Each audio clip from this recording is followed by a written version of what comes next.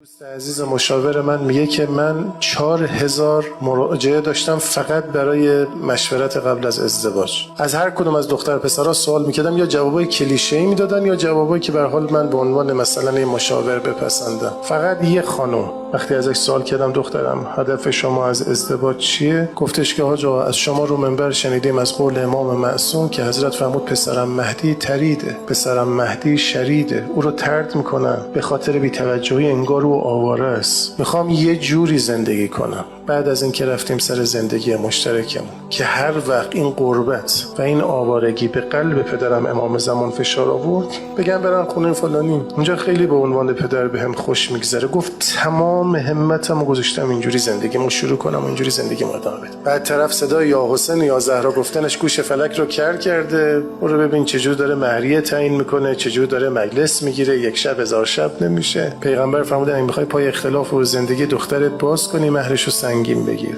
این حرفا کلی چنده اولوالعزم. ما در بین مهندس ها اولوالعزم داریم، در بین پزشک ها اولوالعزم داریم، در بین خانم های خونه‌دار اولوالعزم داریم. کسایی که بیشترین عزم رو دارن برای یاری امام زمان.